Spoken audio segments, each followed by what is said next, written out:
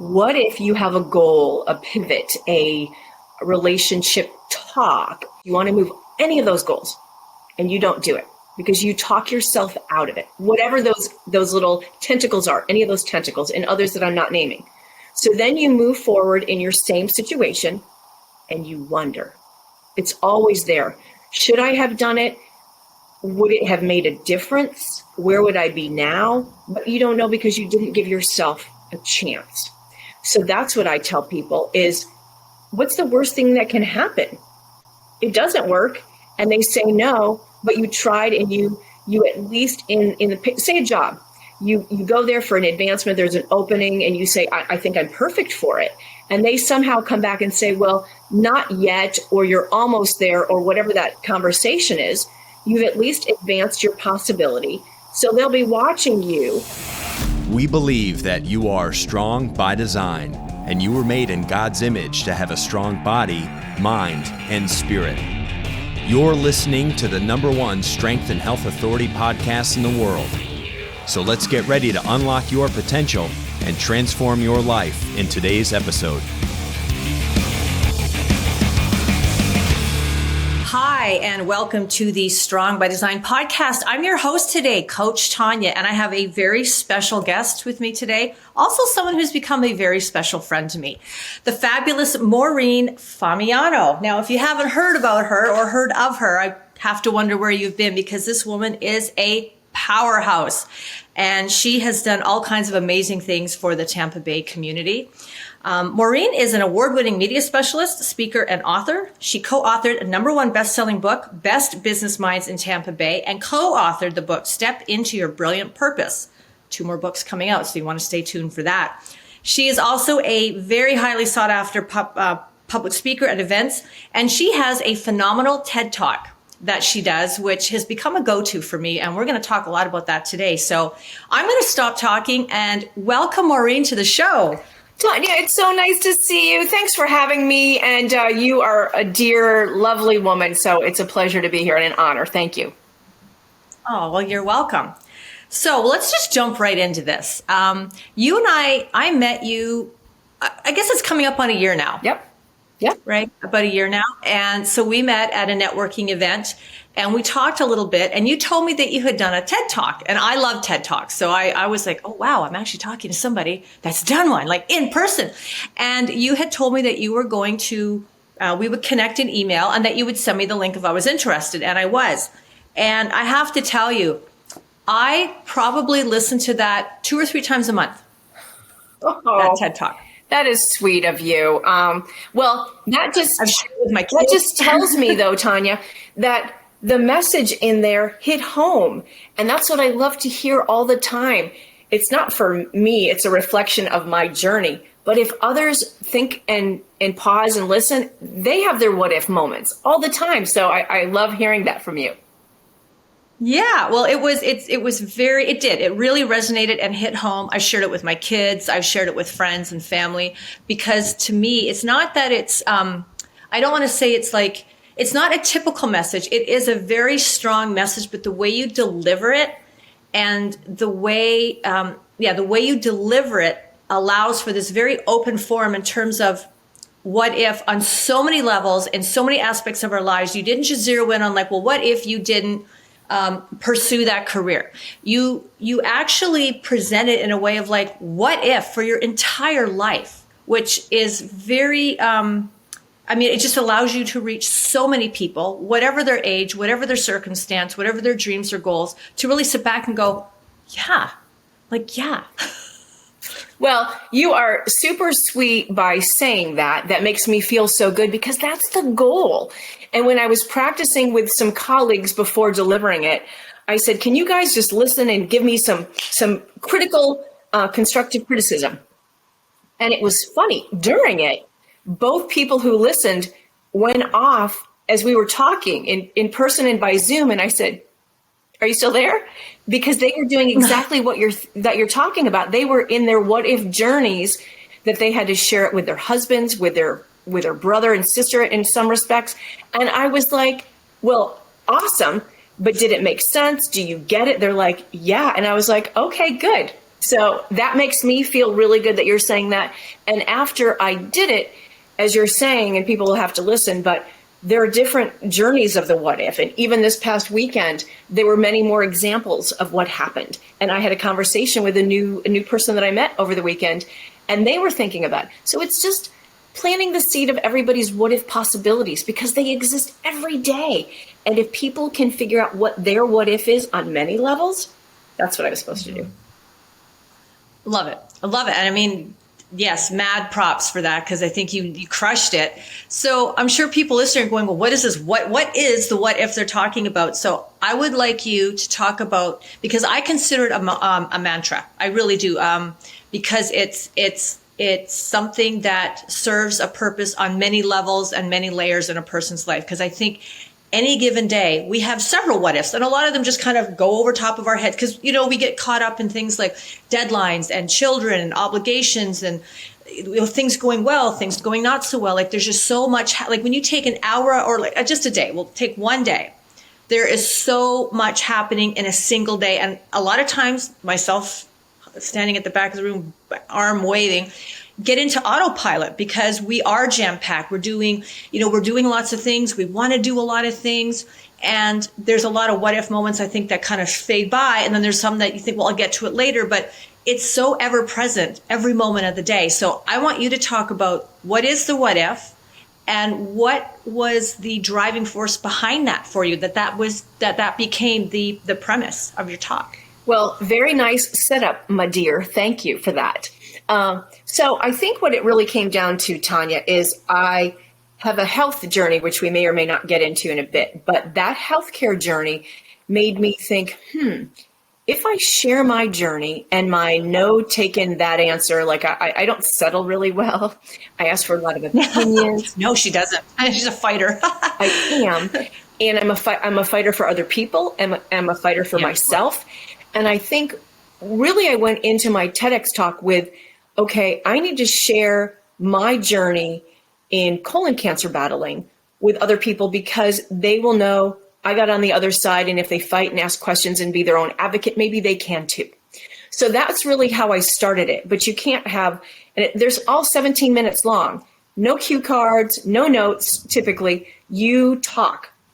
And it couldn't really all be about that. So I said, it is about my what if journey with that. What if I had settled? What if I had taken the very first opinion from a surgeon that I needed to do it this way?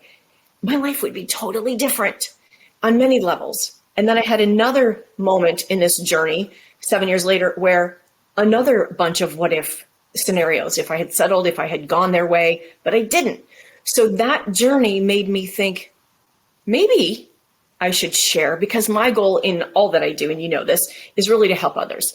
It's not about me. It's about what I can do to advocate for other people to figure out the journey. I didn't have anybody guiding me, and I had to be my own guide. But if now I can guide other people, that's what I needed to do. So in preparing my TEDx talk, you have to give your topic.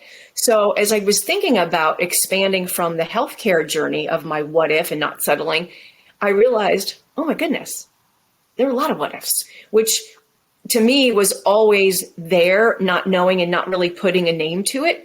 But it's been there for a long time, from career in broadcasting to my journey moving, knowing nobody in my career advancement, to having a family, to situations with my kids that I never settled. And then I want to encourage people, well, what if you're in a situation with your work, and what if you think you could get that promotion, or what if they overlook you because whatever the reason is? Well, you've got to fight for yourself, because if you don't, who will? So what if you fight? What if you empower yourself? Wow, it could be really cool. And as we met at the networking event about a year ago, we both could not have gone that night. There are lots of things happening, but we both did.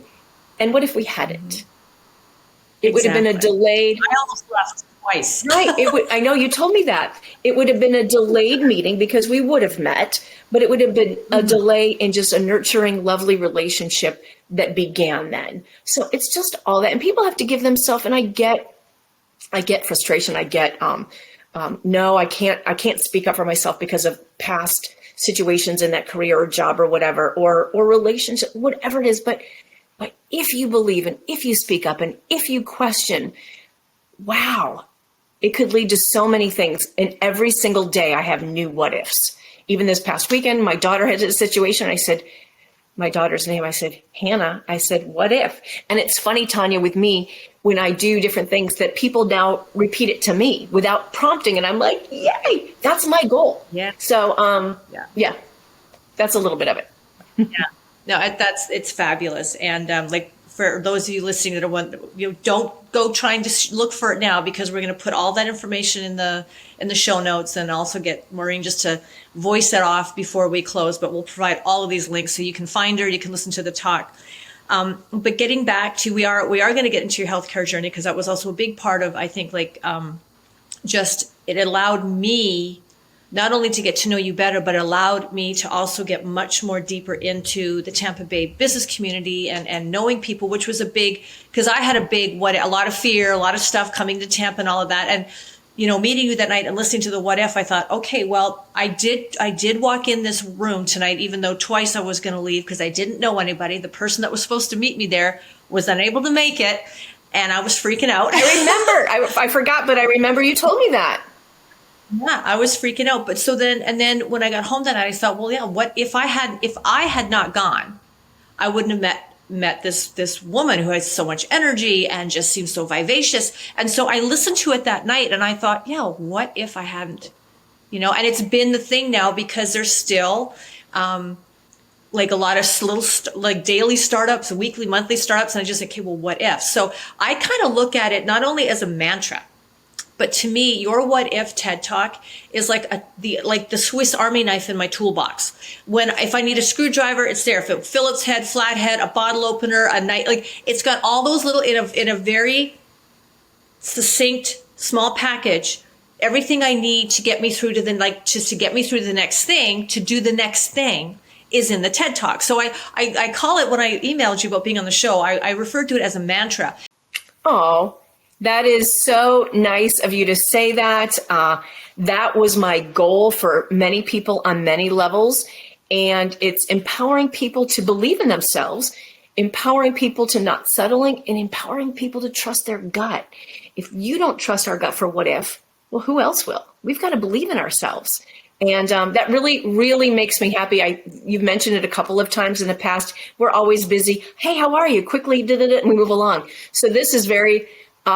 it checks it's making a difference box. And I love when I hear that from people, because if I in my little world can help people be stronger believers in themselves, it just makes people better. And my other mantra is together we win, because I believe that. So if they can put those two together, trusting their gut, which is the what if mantra, and then being together we win, is just collectively we're better. If we listen, if we engage, if we lift people up, it matters. And the world is so busy. It doesn't have to be busy.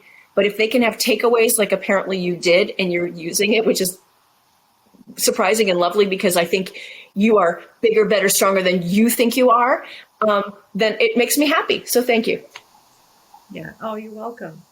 I'm going to ask you a question, and I have an idea, I know how I think about it, but with your TED Talk and the whole what if philosophy, what would you say to somebody that says, well, okay, yeah, so what if I don't do it? Okay. But what if I do and things blow up or don't work out? Because I think a lot of times as human beings, we are almost more prepared for and comfortable with going forward with something, knowing it's probably not going to work out, because we a lot of times get ourselves used to, we make, I don't want to use the word failure, but when things don't work out or don't go the way that we think they should, we see, here we are, this is my end result, and I see it happening this way. But life sometimes goes, well, we're going to get you there, but you're going to have to go all these different ways to get there. So somebody that would look at you and go, well, what if? Great. Okay, so if I do it and then it doesn't work out, then why bother? What would be your response to that mindset? So here's my response. I would say, again, what if you have a goal, a pivot, a relationship talk, a goal, whatever that is, you want to move any of those goals, and you don't do it because you talk yourself out of it, whatever those little tentacles are, any of those tentacles and others that I'm not naming. So then you move forward in your same situation and you wonder. It's always there. Should I have done it? Would it have made a difference? Where would I be now? But you don't know because you didn't give yourself a chance. So that's what I tell people is, what's the worst thing that can happen? It doesn't work and they say no, but you tried and you at least in the, say a job, you go there for an advancement, there's an opening and you say, I think I'm perfect for it. And they somehow come back and say, well, not yet, or you're almost there, or whatever that conversation is. You've at least advanced your possibility. You probably leave that meeting with that supervisor saying, I didn't know they were ready. I didn't know they were interested. We had somebody else picked out already, but now they're on my radar. So they'll be watching you. And also with that is you can't leave expressively disappointed, right? Because then you're pouty, you're disappointed, you're all of that. So you have to be taking that as, okay, I'm going to prove them wrong, right? Because I'm going to come back in 6 months or a year or whatever the situation is. In a relationship conversation, they're always hard. I was having this conversation with somebody recently too, where you have that tough talk. I don't know if I should do it, but if I do it, where could it lead? But it also can open up the dialogue that if you hadn't had that discussion, you don't have that weight off your shoulders that at least I said it. At least I didn't go through settling for whatever the situation was, that I've had that conversation. And maybe it doesn't go anywhere yet, but you've laid the groundwork to come back to it. So that's what I would say to somebody. Yeah, that beautifully said. And I mean, what would you say to this? In that sometimes, like you do, the what if comes up. So you're like, I'm going to do it. I'm going to go for it. And it doesn't work out. But you walk away from it, because this has happened to me where I've said to you multiple times, just showing up. I just force myself to show up, even when I'm scared and nervous and oh my gosh.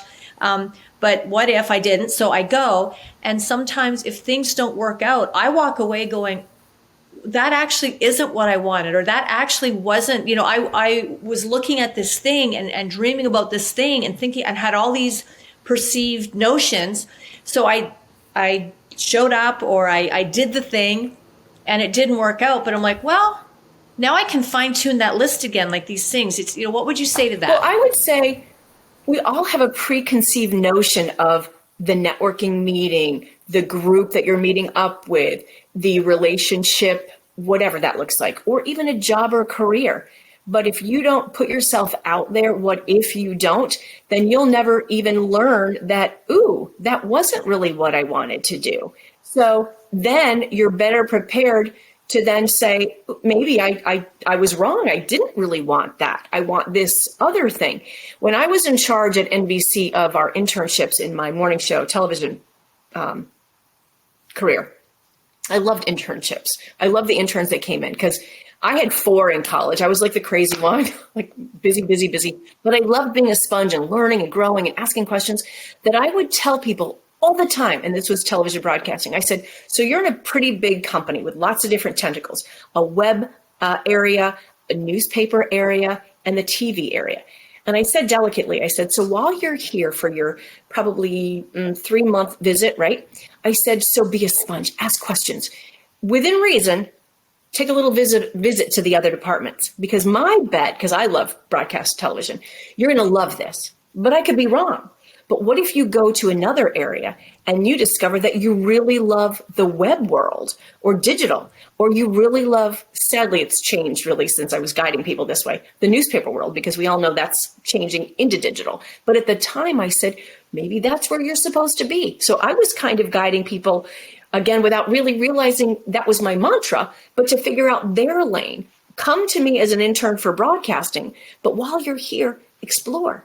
Because you may be onto or you may discover something else you weren't prepared for. And if we settle without settling, we don't think we're settling, but I guess always be curious. And even if you get that no or that disappointment that wasn't what you thought it was going to be when you gave yourself the what if opportunity, that's also good, because then you realize, not the best fit for whatever it is, relationship, job, promotion, or a networking group in some cases too.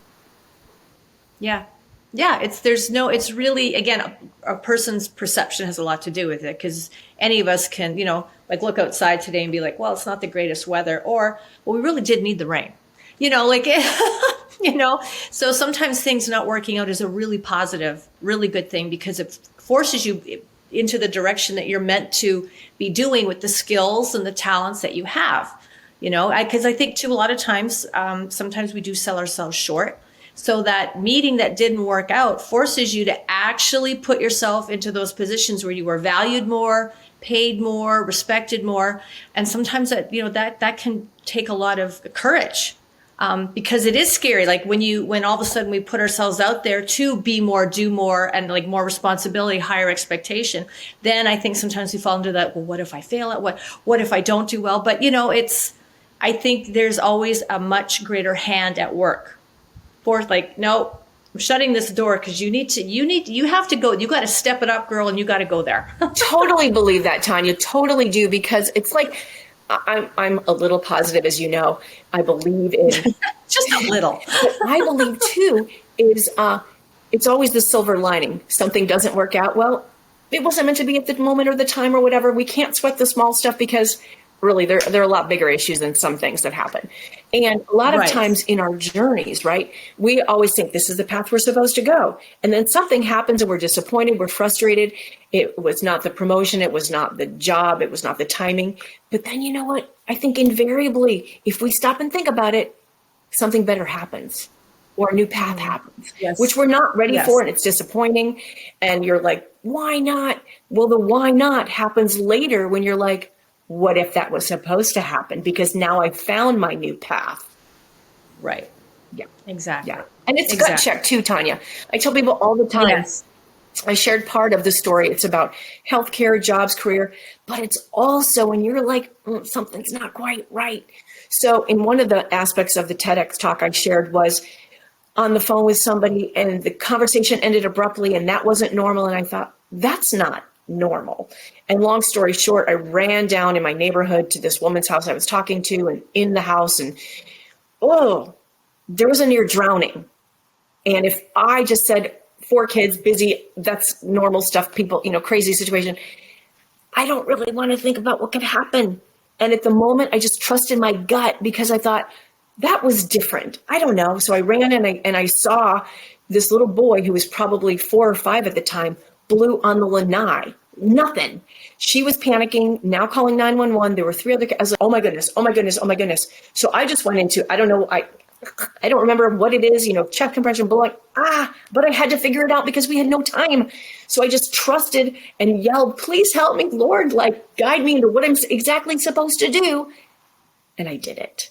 And after a little bit, he came back. And that was everybody's child in that moment on the lanai. Oh my goodness.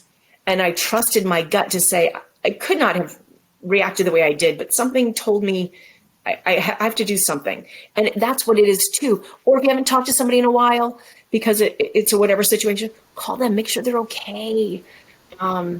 Just there's so many different scenarios but it's the gut check.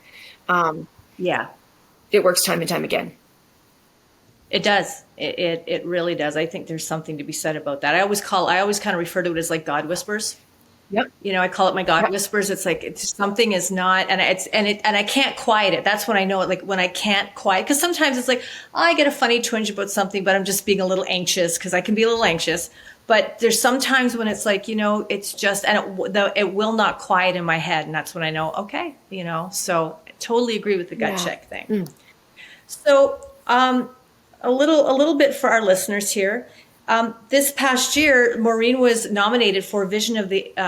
You were nominated as Visionary of the Year for Tampa Bay, and this allowed me to get a lot more time in with working together with you and all of this to get a campaign going, because all of us on your team were like, well, she definitely deserves this. So what do we need to do? And this was for the Leukemia and Lymphoma Society of North Florida, and you did win the Mission Pillar Award for all your advocacy.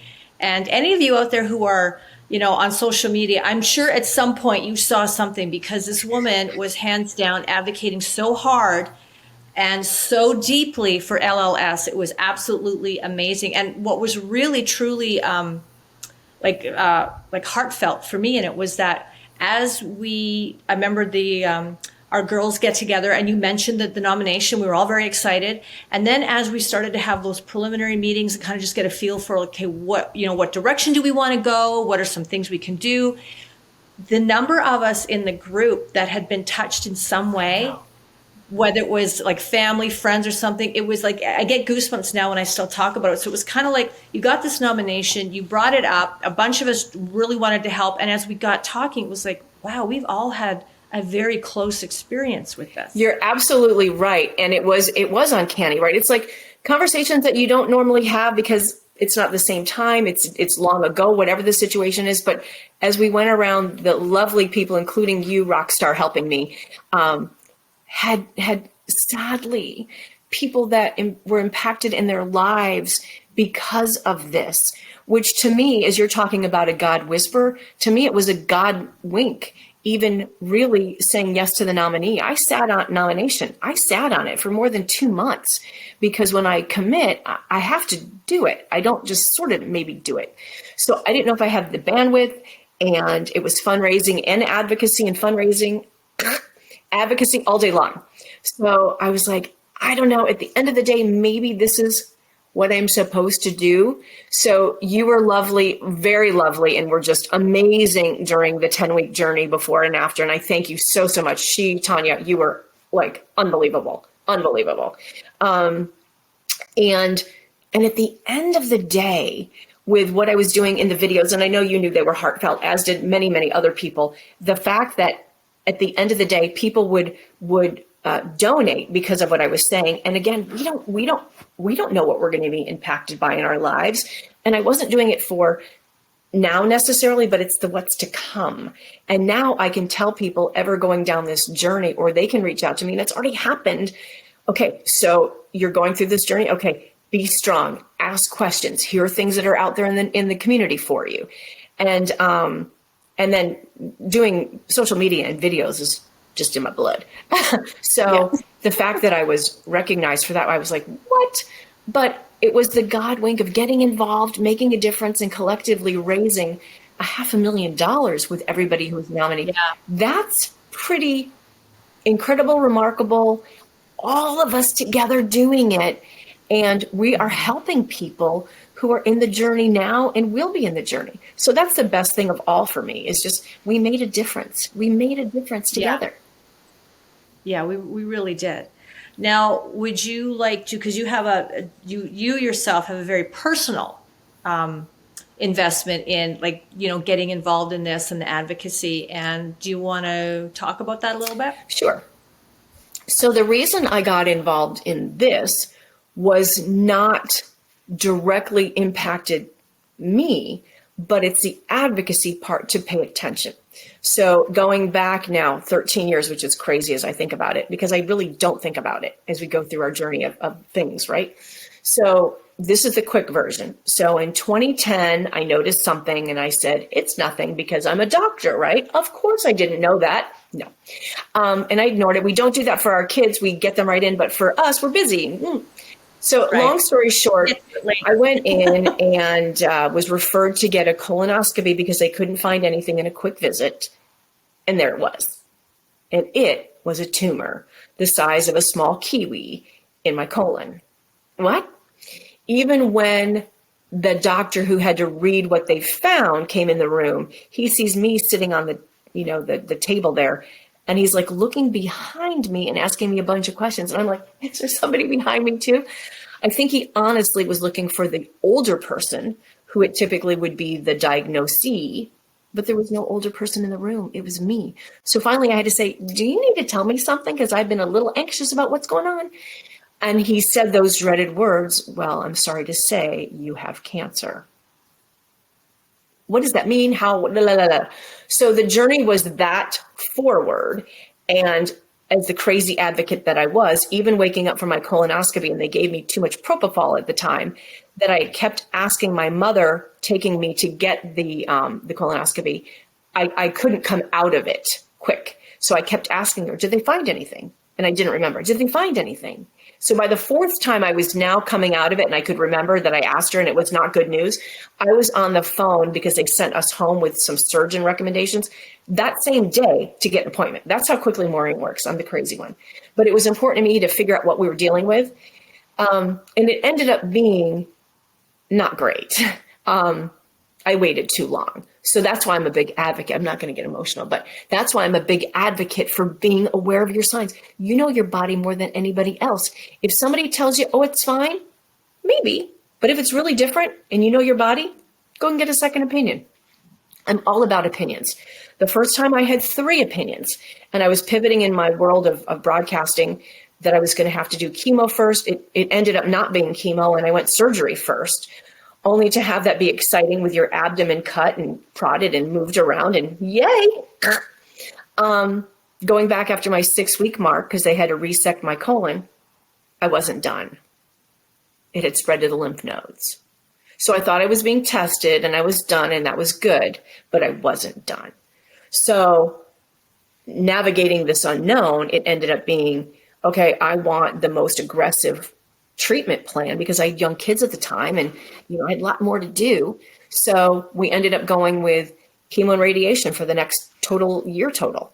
I think 12 rounds of chemo, radiation in the middle. It was exciting, but I got through it. I worked through this as much as I could, but I did it. And it was a journey and lots of lessons from it. I was not happy and I was sad and I cried in the beginning, but not very long, because what was that going to do? I just had to fight, and I had to fight hard.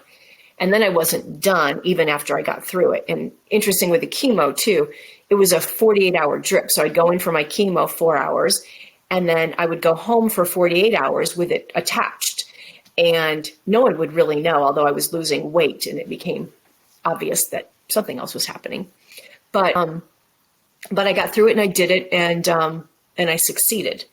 Trouble was, it came back 7 years later, and it wasn't full-blown cancer, but it became obvious that the vessel in which the polyps were forming that become the cancerous tumors was my colon, which I knew from the beginning my colon could be gone. And I remember it this millisecond, like it was that day 13 years ago, that I woke up and I felt and it wasn't there, and I knew I didn't have the ileostomy. I remember it so vividly that now I was facing the entire removal. And I advocate for getting opinions. Don't settle. So I asked 3 different surgeons, well, okay, if it has to go, what does that mean? Well, it meant an ileostomy. And if anybody's familiar with this healthcare journey, that's a bag that you have attached to your body, and that's what you use to, relieve your yourself, if you will. And I said, really? I know lots of people live very lovely, adventurous lives. I wanted to see if there was another way. 3 said no. The 4th surgeon said, we can try something. And I thought, the what if here. So what if we had tried that 4th surgeon's opinion and it didn't work? Well, I would have just been the same as the previous 3. But we tried it and it worked. So now I'm going on, I guess, 6 years after my colon removal. And you know how vibrant I am. And you never know. And I guess I don't stop. I have so much energy. It's crazy. And no one would know. I think when they hear that, they're like, wait, you? And it's not, colon cancer isn't the cancer everyone thinks of. So that's important to me, is being an advocate for whatever cancer you have or whatever journey. So I think I'm still here, stage 3, mind you, stage 3 colorectal cancer. There's only stage 4. And if anybody was a Black Panther fan with Chadwick Boseman, amazing actor and just such a stunning performance, when he passed away, going on 3 years ago now, I believe, when it was shocking and sudden, I remember on the radio the morning it happened, he passed away, stage 3 colon cancer. And I was like, that's what I had, but I'm still here. Why am I still here? I'm here for some reason. So, every day I try to do something for other people. It just matters. And that's just what I do anyway. But if I can advocate for any of your listeners who are thinking, ooh, I don't know, there's something, but I'm sure it's nothing. Well, here's the deal. It may be nothing, but you go and you get it checked out that it's nothing. But if it is something and you get it confirmed earlier rather than later that it's something, then you know what? You have time to fight it and you can get on the other side of it like me. So Fight for yourself, believe in yourself. Do not settle for what you're told at first, because that may not be your best solution. And I didn't settle. 3 times first opinion, three opinions, and 4 times a second opinion. Thank goodness. Thank goodness you didn't. And when I listen to that, I think of just like friends and family, people have like not been feeling well or something, and like scared to go. And I've often thought, well, I understand that. I understand the fear, because you don't want to hear bad news. You might hear good news, but in the event that you hear bad news, I always look at it as like, that's a very powerful moment for me, because now I know something. So now I can start making some decisions, and not knowing, you're just kind of left on this hamster wheel of, well, I don't really want to go. I don't really want to find out. So I'm just going to keep going through the motions of my day, and you might be fine, or you might not be. And then come to find out that this could have been preventable, or there were, options. So I would I challenge the listeners, anybody that's sitting there, whether it's a career thing or a relationship thing or a health thing, just change that conversation in your head from, well, that fear based, I don't want to, it's uncomfortable. I'm scared of what I might hear. How about being empowered by what you hear? So now you can make decisions that are good for you, because that can only end up in a better outcome than just not knowing and leaving it up to whatever. You're so right, because if I had taken that idea or my own medicine and didn't ignore it, then it may not have progressed as far as it had, but I let it go. And I remember specifically when I was noticing, and I will share with this, it was blood in the stool. So I had no pain ever. No pain, no stomach, nothing. It was just that. And my husband's Italian. We eat a lot of red sauces and pizza stuff, that kind of red. So I secretly changed our diet. No one knew. I went more bland and not red. It didn't change. So it was only after I was like, shoot, I was self medically not working. I was trying to be like, that's it. No. So if I had done it earlier, then I might not have needed chemo. It might not have progressed to the lymph nodes, but I did wait. So do not do what Maureen did. I waited, and then I had to pay that price. And it was a journey. And now, I look back, not very much, but it was crazy. The journey of the chemo and the journey of the radiation, and then the journey of the chemo again, and just all that. And I remember even in the radiation room and seeing gentlemen, you go in for 28 days straight. It was an older man named Henry, an African-American, lovely gentleman. I remember him so warmly, that he was having a bad day. I can tell. And I was day 5, maybe 6. He was probably day 26, 7, 8. So it adds up collectively over time. You're good at first. And then for me, it was very, very, very fatiguey. I'm never tired. Yeah, I was tired. I made up for all my years of not being tired. That he was having a bad day. And I said, oh, I'm sorry. I just had a lower, whatever. We had a brief conversation. And then he was kind of like looking down. And I said, my name's Maureen. What's your name? And he said, Henry. I said, Henry. I said, I hope you're doing okay today. He's like, I'm having a tough time. And I said, well, we're all in this together. I said, you go in. I always called it zapping. So I went in to get my zapping. And I said, I hope this ends quickly for you, because he was on his end of his road. And he said, thanks. And I said, I'm in the beginning. But I said, you know what? We're both going to get through this. I know that. And I said, I hope you have a better day, and I hope you go home and rest. And he said, well, thank you. We gave each other a quick hug. And it was just, we have to lift each other up in this crazy journey of that. I didn't want to be there. He didn't want to be there, but we were there. So we have to make the best of it. And the best reactions I could be is, I was an advocate when I was working at NBC at the time, that I would ask everybody, have you got your colonoscopy? Have you got your colonoscopy? They would hear it all the time. They're like, it was like, are you going to get a smoothie? Are you going to get a smoothie? Yeah. When people would reach out to me later that week, year, whatever. And even now they randomly reach out with a prep on a picture, and they say, I did it because of you. I'm like, that's all I wanted, because now you know. Yeah.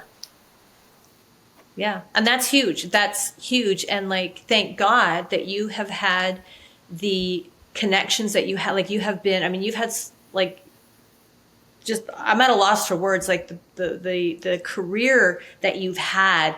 and the platforms that you've had access to. Thank goodness, because that has allowed your message to carry so much farther. Like, I believe that I agree with you. We're all in this together. It's our human responsibility to care for one another and lift one another up. So even if, you're just the next door neighbor that, makes the muffins to welcome the new people to the block kind of thing, your voice carries a message, and you never know where it lands, how well it's planted. So thankfully, with your background, you have had the capacity and the ability to reach many, many people. And I would, as another challenge to the listeners at home, you might not have that same kind of access. You might not belong to networking groups, but you have people in your life. You have people in your life, in your family, in your community, at your job, at your church. Advocate. Just advocate. Don't ever see yourself as small and singular enough to the point that your voice doesn't matter, because it really, really does, because you don't know that person that you're talking to, who they're talking to, or who is being impacted in their life. Like that whole, it's a cliche, but you drop the pebble in the water and it ripples out. It applies. It applies. It absolutely does, Tonya. And you don't know that conversation. And all of my family had to get their colonoscopy because I wouldn't let up. But then they got that good reaction. But other people, what's the worst thing that can happen? You now know, and you now have to figure out how to fight. And then you remember me, who fought like heck, and I'm still here. So the sooner you fight, the sooner you're going to continue to conquer at whatever you're doing. So that's everybody's journey. And then now with COVID, it's terrible. And I was just making screening appointments for family members, and it had been 2 years. Really? Well, COVID was in there because we couldn't get in. So for all the listeners, I'm sure there are probably half of them who haven't gotten through because of the screenings. Make your screening appointment. Do it for Tonya. Do it for your loved ones. Yes, do it. That's a challenge, because I was going to add, I like to hand out challenges, so the listeners, but with that and all the things that we are, just looking at my notes here, because I have so many notes written down. We could talk for 4 hours, but with all the things that you have going on, and when I say that Maureen is a powerhouse, that is such an understatement, because I think in one of the first emails I sent her, I asked her where she parks her Batmobile. So I'm like, where does all this come from in this teeny tiny little package of a woman who's like this warrior goddess, who's like just going out there and taking on the world and advocating and speaking up and telling people stories and all of that. It's just like, it's phenomenal. Oh my gosh. It's exciting to think about what your day's like. No. But it gives me joy if I can tell the good stories and connect people and lift people up. You saw me in action last week because we had to help some colleagues. Oh, yeah. I don't even think about it. It's just innate. For me, that's what I'm still supposed to be doing, which I did before, but it's taken on different meaning with now having a healthcare message for it. And then in thinking about what my journey is, it's been what if forever. And I didn't put a name to it because I didn't need to, until I stopped for a moment and said, there's a lot of what ifs there. Yeah, there really is. So a few questions. What is for our listeners, a message? What's the message you want to leave them with today? I'm sure there's probably lots, which you can, but what do you really want them, like today? What is it you want to say to the people listening today? I would say, whoever you are, wherever you are, pause maybe. Take a moment, because we don't do that. We're so busy doing all kinds of things for everybody, sometimes for ourselves. But if you pause, there's something that you want to do, whatever that looks like. You need to not settle. And you need to give yourself time to say, okay, what does that look like? And how do I move forward with that? Because we never take the time to do that. And we're halfway through the year now. We have 6 more months of 2023. That now's your time. Now's your time. So don't settle. We all have goals, and I'm not a big, goal setter at the beginning of the year, really.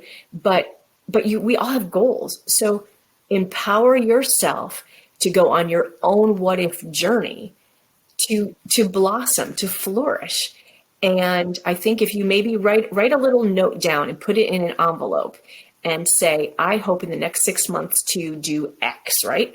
And put it on your calendar in December to open up to see if you accomplish that. Maybe that's a little challenge, but if you believe in you and you say, okay, I need to pause, I need to not settle, I need to do the it, whatever the it is, you might say, why not now?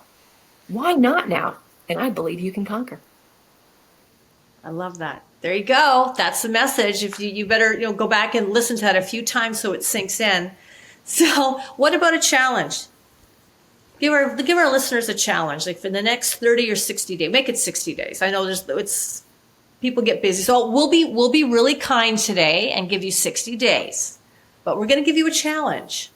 And it's just for you. I mean, we have no way to track it. No one's going to get a grade or a trophy, but I think that these are important, especially the talks that really resonate. So right now, I'm sure that most people listening are feeling very uplifted, very inspired, very motivated to start thinking about their what ifs and making some changes. So let's give them a challenge. Okay. I'm going to do a two-parter. One is for our society.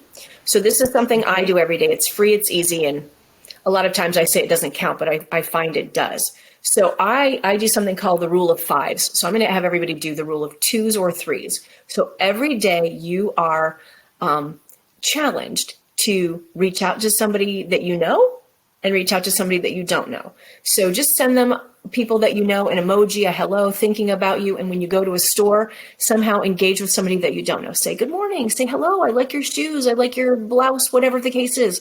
You will lift that person up. And everybody did that. We're spreading kindness. It would be a better world. It's easy. You'll love that feeling, that priceless feeling of, wow, that was fun. And you'll add to the number of those that you'll do every day. So that's what I challenge everybody to do. And then the other is just believe in you, but really believe in you. And I know, we've talked about our careers, Tonya, offline. We believed in ourselves enough to pivot and take a chance on us. And I think I'm pretty excited that I did that. I would never have done that. I wouldn't have, but I did it. And now I'm like, it's kind of like the hip surgery you don't get because you're putting it off. Yeah. But then you're like, oh, I love it. And same with you. So I challenge somebody to figure out what your passion to. It has to be something that you love, right? So many people are stuck in places and jobs that they don't really love. Well, that's not going to be good for you. And it's not fulfilling. It's not rewarding. It doesn't bring you joy.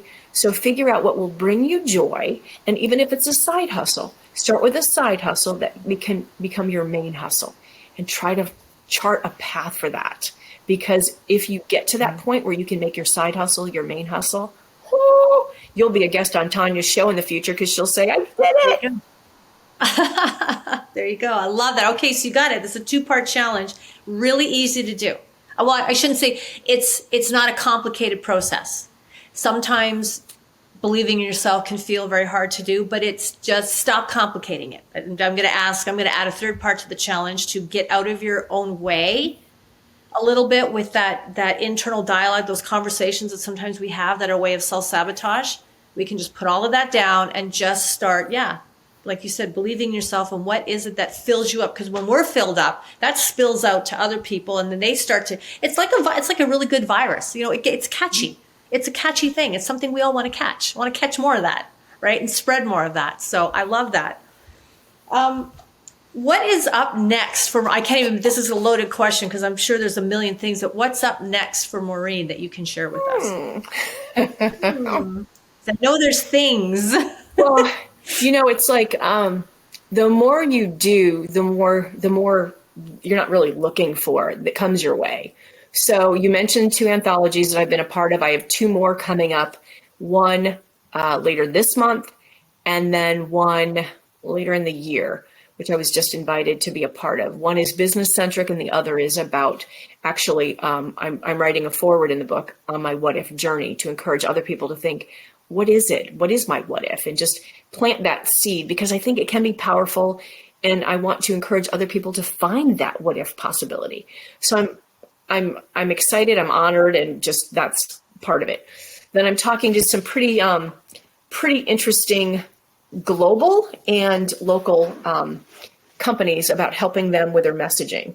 So I think it's pretty interesting, and I'm in the the conversation stages, but we've really hit it off in terms of broadening their brand and helping them grow bigger and just keep their footprint going. So I'm excited for that. And then, in October, we're going on a cruise, and I'm a speaker on a cruise, on a Royal Caribbean cruise, spreading my what if journey. So it's an honor, and I'm looking forward to that. It's just planting that seed and giving people the props to believe in themselves, because they can make such a difference and flourish. So that's what I'm going to be doing. Yeah. Yay. Exciting stuff. I can't wait I can't wait for that cruise in October, because it's going to be phenomenal with the speakers and just all the networking that's going to happen. It's going to be wonderful. But excited to see all this other stuff that you're doing.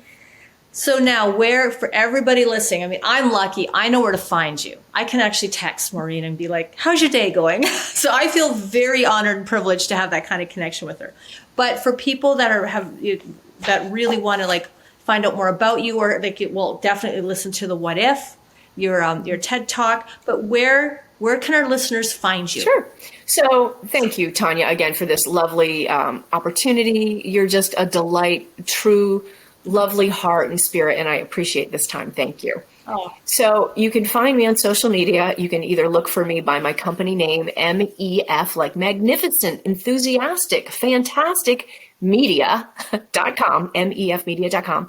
My name, Maureen Famiano, on LinkedIn, on Instagram, on Facebook. I don't do Twitter. You have to pick your battles, and that's really where I do a lot of it. And I also have my website, mefmedia.com. So you'll find me. I'm very, I'm busy doing my socials, but it just gets me out there and sharing, all kinds of great things in the community and beyond. And and you can put my number in the thing. I don't know if you do that. That's I don't know if people do that or not, but that's out there. Sure. Okay. And your TED Talk. Yeah. That's easy. What you do is you go to TED Talks and you put in my name, and then it'll just pop up. And I can also supply you with a link if you add that to the end of the shows. Yes, if you send a link, we'll add the direct link for people, because they'll just want to click it and listen. And I cannot encourage all of you listening enough to not only listen to it, but share it with family and friends, because it's a message for everybody of any age, no matter what. No matter what. They don't have to be a big career person. They don't have to be somebody that's necessarily ill. It is a phenomenal message that resonates with anybody and everybody. And I encourage you all to listen to it and then share it. Really, I do. Thank you for that, Tonya. I really appreciate your reflection, because we haven't really talked about that. So that makes me feel happy that you found some nice things out of it. Oh, so much, so much. So, Maureen, it has been an absolute pleasure to have you on the show. I do want to have you back. I want to have you back. We're going to wait out the next few months, because after hearing some of the things you're involved in, I've made some notes. I'm like, yeah, we got to get her back on and talk about that, because you're always up to really cool, interesting things. And it's such a pleasure to have you share them, because of your energy and your vivaciousness and just your zest, your chutzpah and your zest for life. I love it. So we'll definitely have you back. But thank you so much. I know how busy you are, and just taking the time out to speak with me today and be on our show really just means so much to me. So thank you so much. Thank you so much. And keep up the great forum and this great program. You're making such a difference in all these different facets of the people that you have on as a guest. So keep up the great work. Really, really interesting and fascinating. Good job. Thank you. Thanks. I will do that. And thank you for joining us today. Hope you enjoyed my conversation with Maureen Famiano. And again, please check out that TED Talk. Check her out on all of her platforms, but really, take a moment today and sit and listen to that, because you will be it'll put you in a place to pause and really do some thinking about yourself and your life, and it's phenomenal. I'm Coach Tonya. Please make sure you leave us a 4-star review, and don't forget to share us with friends and family. Have a wonderful day. Be safe out there, folks, and we will talk again soon. Thank you so much for listening to the Strong by Design podcast. If you found value in today's episode, please subscribe so that more people can find out about our show. Plus, you don't want to miss any future episodes with the amazing guests and topics we have lined up for you.